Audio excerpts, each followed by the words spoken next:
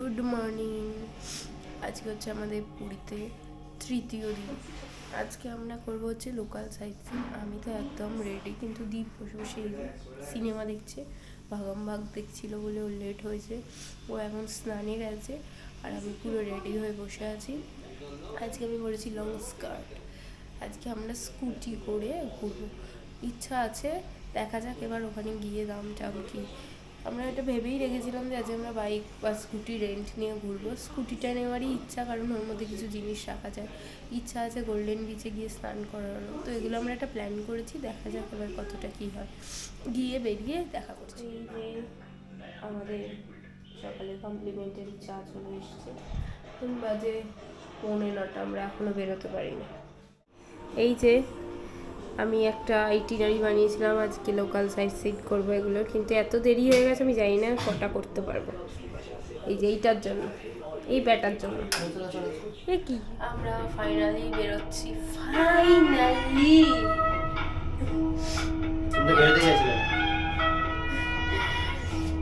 বাইকটা দেখি কোথা থেকে নিই।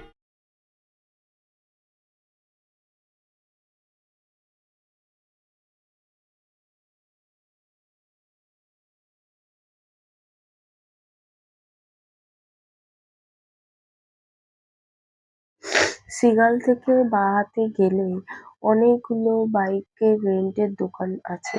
আমরা তার মধ্যে থেকে একটা দোকান থেকে নিয়ে নিয়েছিলাম এই স্কুটিটা। এই স্কুটিটা কিন্তু রাত 9টা অবধি আমরা রাখতে পারতাম নিজেদের কাছে। আর স্কুটির এগেনস্টে দ্বীপের আধার কার্ডটা নিয়ে আমাদের নিয়েছি। জমা রাখতে হয়েছিল। আমরা এখন আর যাচ্ছি আমরা হচ্ছে একটা গুপ্ত স্কুটি বুকিং বৃন্দাবন। করে নিয়েছিলাম, লোকেশন দেখে যাতে পরে 500 টাকা নিল স্কুটি, আর এখানে একটা আধার কার্ড জমা রাখতে হয়েছে।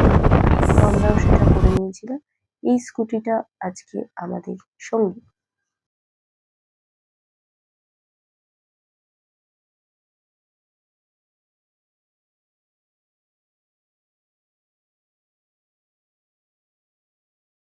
আজকে আমরা যেসব জায়গায় যাব পুরোটাই কিন্তু গুগল ম্যাপের ভরসায় গেছি। আর গুগল ম্যাপ আমাদের ভুলভাল কোনো রাস্তায় নিয়ে যায়নি, একদম ঠিকঠাকই গেছি। হয়তো একটু সরু গলি বা এইসব জায়গা দিয়ে গেছি, কিন্তু আমাদের কোনো অসুবিধা হয়নি। যারা চাইছো স্কুটি রেন্ট নিয়ে ঘুরবে তারাও কিন্তু ঘুরতে পারো। আর লোকাল লোকের থেকে তো হেল্প পেয়েইছি, তারাও আমাদের কিছু রাস্তা বুঝিয়ে দিয়েছে। আর আমি কিন্তু যে স্পটে গেছি সব জায়গায় কত এন্ট্রি ফি লেগেছে বা কি কোনো রকম কোনো কিছু টার্মস অ্যান্ড কন্ডিশন আছে কিনা আমি সব জায়গায় কিন্তু বলে দিয়েছি। আমরা ফার্স্টে গেছিলাম হচ্ছে গুপ্ত বৃন্দাবন, যেটা কিন্তু আমার ভীষণ পছন্দ হয়েছে, আমাদের দুজনেরই ভীষণ পছন্দ হয়েছে। এটা কিন্তু বিশাল বড় একটা এরিয়া নিয়ে, অনেকক্ষণ টাইম লেগেছে ঘুরতে। তো গুপ্ত বৃন্দাবনটা সবার যাওয়া উচিত, আর আমার মনে হয় ওটা ফার্স্ট যাওয়া উচিত, কারণ এখানে ঘুরতে যেহেতু অনেকক্ষণ টাইম লাগবে, তো এটা একটু সময় হাতে নিয়েই যাওয়া উচিত। পুরীতে কিন্তু অনেক মন্দির আছে, আমি লিস্টে অনেক রকম মন্দির পেয়েছিলাম, কিন্তু স্বাভাবিকভাবেই পুরোটা ঘোরা সম্ভব না। আমি যদি লোকাল হতাম, রাস্তাঘাট চিনতাম, তাহলে আমাদের পক্ষে ঘোরাটা সুবিধা হতো। কিন্তু যেহেতু আমরা চিনি না, আমরা পুরোটাই ম্যাপের ভরসায় গেছি, তাই আমরা সবটা কভার করতে পারিনি। যেমন বিপত্তারিণী মন্দির আছে একটা, যেটা আমার যাওয়ার খুব ইচ্ছে ছিল, কিন্তু সময়ের অভাবে ওটা হয়নি। তো মোটামুটি আমরা ওখান থেকে বেরিয়েছি হচ্ছে 9:30টার দিকে স্টার্ট করেছি। আমাদের পুরো টাইম লেগেছে হচ্ছে, আমাদের মোটামুটি ওই 3-4 ঘন্টা মতো টাইম লেগেছে আমরা যা যা স্পট গেছি সব করতে। তো মোটামুটি আমরা অনেকগুলো স্পটই কভার করেছি। 3-4টে স্পট আমার লিস্টের মধ্যে আমরা থেকে যেগুলো গুপ্ত আমরা দেখতে বৃন্দাবন পারি। দেখে নিয়েছি। পুরীতে কিন্তু প্রচুর হনুমান আছে, এবার কিন্তু যাচ্ছি এখানকার হচ্ছে হনুমানদের খাবার ছাড়া অন্য কোনোর প্রতি কোনো ওমকারেশ্বর। ইন্টারেস্ট নেই। ফোন, ক্যামেরা কোনো ওমকারেশ্বর কিছুতেই আমাদের মন্দির কোনো যাচ্ছি, অসুবিধা হয়নি। ওমকারেশ্বর মন্দির। এখানকার আর হনুমানগুলো গুপ্ত ভীষণ বৃন্দাবনে হচ্ছে 10 টাকা করে পার হেড টিকিট, আর ভেতরে একটা টয় ট্রেন রাইড আছে, সেটা হচ্ছে 30 টাকা করে পার হেড। তো ঠিক আছে, খুব সুন্দর লেগেছে। আমরা টয় ট্রেনটা চড়িনি, কারণ আমাদের আজকে অনেকগুলো জায়গা যেতে হবে।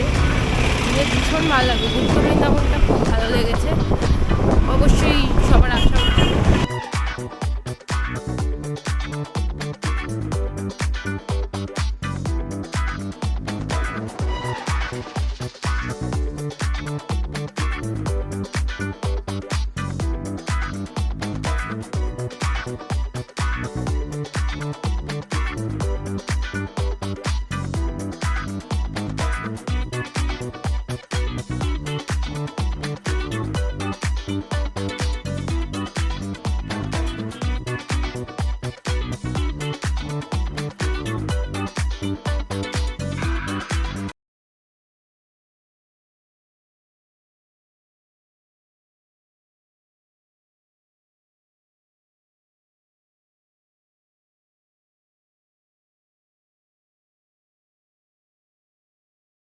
আমরা ওঙ্কারেশ্বর মন্দির দেখে বেরোলাম। ওখানে কোনো এন্ট্রি ফি নেই, জুতো রাখার জায়গা আছে কিন্তু ওখানে পয়সা নেয় কিনা আমরা জানি না। আমরা বাইরে গাছের গোড়ায় জুতো রেখে দিয়েছিলাম। এরপর আমরা যাচ্ছি টোটা গোপীনাথ।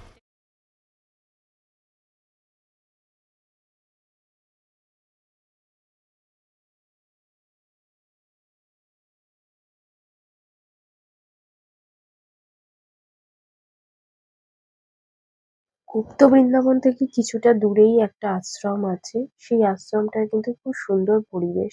আমরা সেখানেও গেছিলাম। যে এত সুন্দর লেগেছে। তো এটা গুপ্ত বৃন্দাবনের পর আসলেই ভালো হতো। কিন্তু আমাদের এটা যেহেতু হচ্ছে ওঙ্কারেশ্বর আদিত্য থেকে ব্রহ্মা এসেছি তো আশ্রম, আমাদেরকে ঘুরে আসতে যার হয়েছে। হচ্ছে টোটাপুরি আশ্রমটা আশ্রম, চাইলে তোমরা দেখতে পারো। এগুলো সব নাম দেখার আছে। মতো খুব যে আমরা কিছু ভুল আছে বলেছি, সেটা না, কিন্তু পরিবেশটা গুপ্ত ভীষণ সুন্দর, বৃন্দাবন চাইলে যেতেই দেখেই পারো। ব্রহ্ম আশ্রম যেটা এলাম, আদিত্য ব্রহ্ম আশ্রম, ওটা আসলে সুবিধা হবে, কারণ এটা গুপ্ত বৃন্দাবন থেকে কাছে হবে। আমরা গুপ্ত বৃন্দাবন থেকে ওঙ্কারেশ্বর মন্দির গেছিলাম, কিন্তু এইটা কাছে হবে, তারপরে ওঙ্কারেশ্বর মন্দির যাওয়াটা মনে হয় সুবিধা। লোকনাথ টেম্পল আমরা খুঁজে পাইনি। আমরা অনেক সুন্দর লোকেশন খুঁজছি, কিন্তু এখানে এত নেটওয়ার্কের সমস্যা, খুঁজে পাইনি। তো ওটাকে আমরা ক্যান্সেল করলাম, আর কি করা যাবে। নেক্সট যাচ্ছি টোটা গেছিলাম টোটা গোপীনাথ টেম্পল, কিন্তু মন্দিরের দরজা বন্ধ আছে, কিছু আছে হয়তো জানি না, বা টাইমিং আছে। তো আমরা এখানে কিন্তু কোনোই ঠাকুর দর্শন করতে পারিনি। আর এখানে হচ্ছে তোমার কোনো রকম চার্জ নেই, কোনো টিকিট নেই।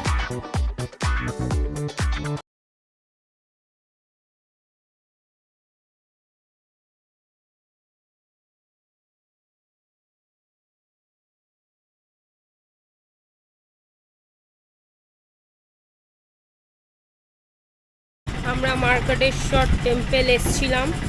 এখানে হচ্ছে ভেতরে মন্দিরটা খুবই সুন্দর, সবার আসা উচিত, কিন্তু এখানে একটু ঢুকতে গেলে, ঠাকুরের সামনে যেতে গেলে 20 টাকা করে বলছে পার হেড লাগবে। তো আমরা ঢুকিনি, বাইরে থেকেই দেখা যাচ্ছিল, সেটাই দেখলাম।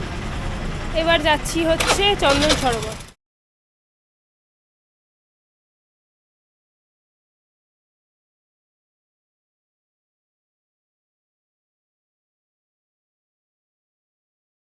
আমরা এসেছিলাম সোনার গৌরাঙ্গ, ওখানে ক্যামেরা অ্যালাউ না।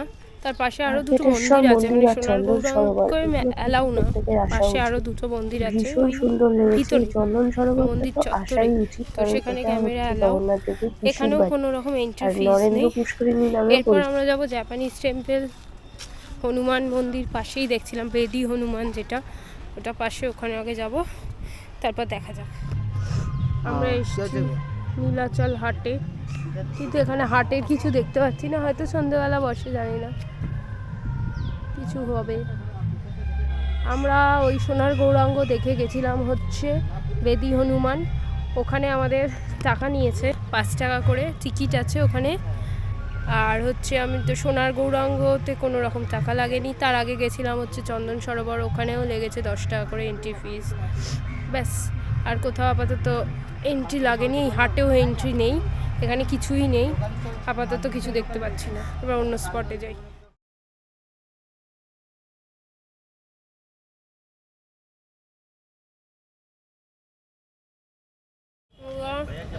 সকাল থেকে কিচ্ছু খাইনি, ওই একটু কেক বিস্কুট খেয়েছি, এখন ফার্স্ট আমরা আইসক্রিম খাচ্ছি আর জল আমাদের খেয়েছি, আমার নেক্সট শসা স্পট খেয়েছি। ছিল হচ্ছে জাপানিজ টেম্পল। এটা ভারী কিন্তু কিছু খাইনি, বুদ্ধ আমরা এখন মন্দির নামেও আইসক্রিম খাবো। পরিচিত, যতদূর মনে সে পড়ছে গুগল জগন্নাথ ম্যাপে দেবের কিন্তু মাসির বুদ্ধ বাড়ি, যেটা মন্দিরেরই সোনার দেখাচ্ছিল।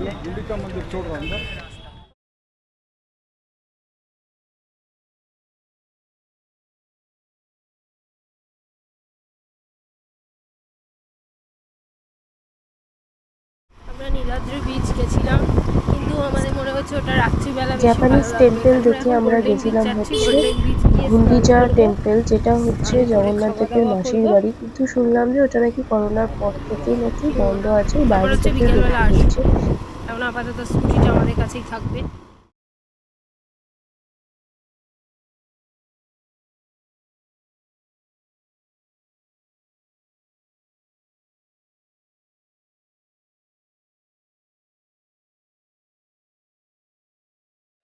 নীলাদ্রি বিচ আর গোল্ডেন বিচ দুটোই কিন্তু ভীষণ সুন্দর। নীলাদ্রি বিচে কোনো রকম এন্ট্রি ফিস নেই, কিন্তু গোল্ডেন বিচে কিন্তু এন্ট্রি ফিস আছে। আমরা যেহেতু স্নান করবো বলেই যাবো ভেবেছিলাম, তো আমাদের 50 টাকা করে টিকিট নিয়েছে স্নান করার জন্য পার হেড।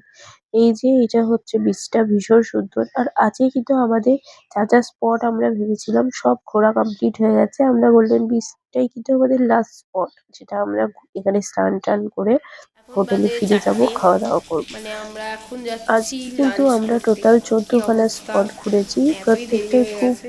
ভালো ভালো গোল্ডেন স্পট বিচ আমরা অব্দি ঘুরেছি। লাস্ট আমি হ্যাঁ, ভিডিও 2-4টে করেছিলাম, আমাদের মিস গোল্ডেন হয়েছে, বিচ আমরা টাইমের অভাবে গেছি। আমরা করতে পারিনি। পরের বার আর যখন যাবো কি সেগুলো আমাদের যে অবশ্যই ঘুরবো। এক্সপিরিয়েন্স একদম জঘন্য। বাকিটা আগে খেয়ে আসি, খেয়ে এসে বলবো। আমাদের আজকে কোথাও খাবার জোটেনি।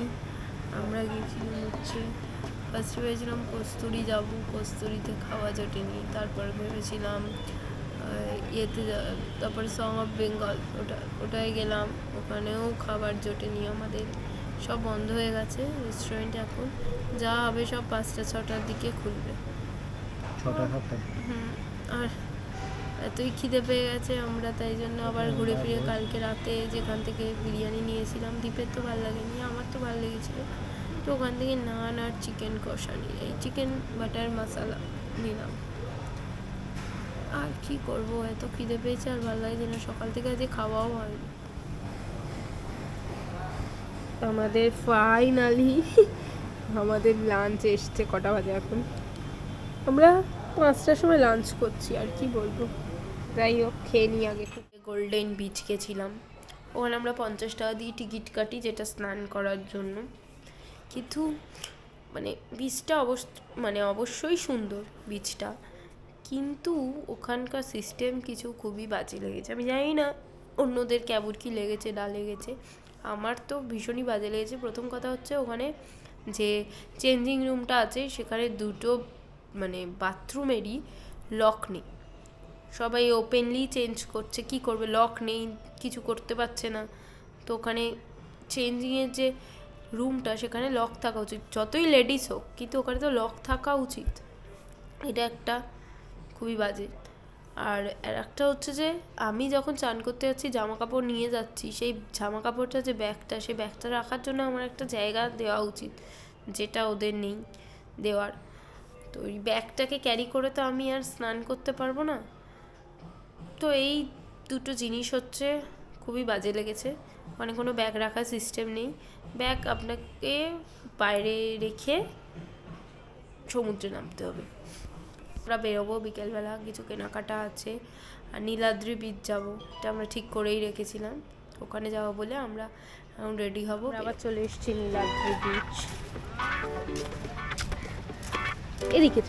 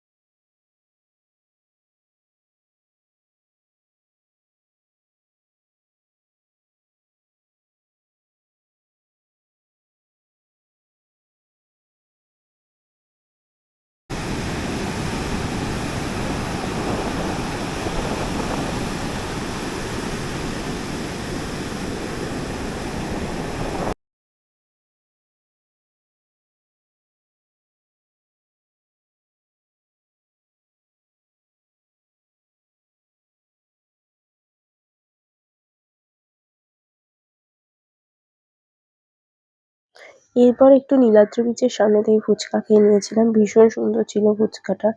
আর এরপর আমরা যাচ্ছি হচ্ছে পূজাদির সাথে মিট করতে, মানে হচ্ছে দীপের দিদি আমার ননদ, ওর সাথে মিট করতে যাচ্ছি। ওর এখানে কাজ ছিল, তাজ হোটেলে ওর কাজ চলছিল, তো ওর ভাবলাম যে যখন স্কুটি আছেই আমাদের কাছে আর টাইমও যখন আছে, আমরা ঘুরেই আসি। এই সমুদ্র পার অব্দি আমরা এতদিন এসেছিলাম, সমুদ্র শেষ করে রাস্তাটা দেখো এত সুন্দর, কি বলবো। এখানে কিন্তু অত লোকজন নেই, গাড়ি ঘোড়া নেই, কিন্তু ভীষণ সুন্দর লাগছিল যেতে আমাদের।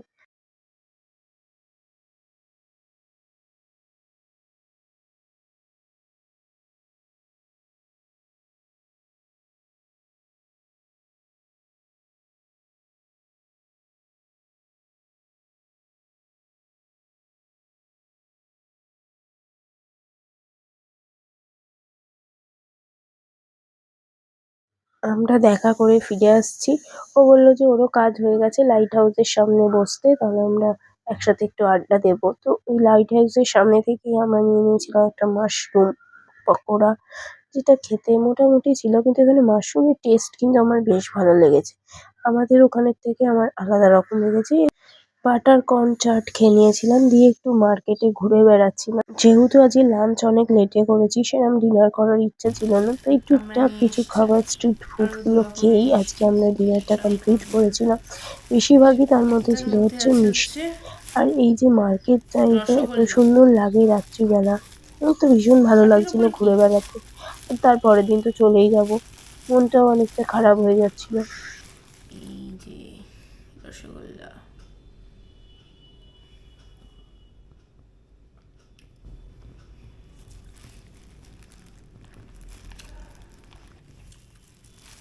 ওটা শুধু একটু রেখো, একটুখানি। আর এটা হচ্ছে আছে এখানে বিখ্যাত ছানা পোড়া। ছানা পোড়া এটা একদম ছানার কেকই ভেবেছিলাম। হুম, আমাদের এখানে এরকম ছানার কেক হয়। খা চুপচাপ, কথা বলছি।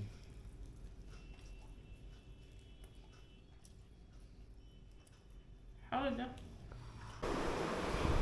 এর সাথে নিয়েছি আমাদের জিভে গজা সবার জন্য গাঙ্গুরামে।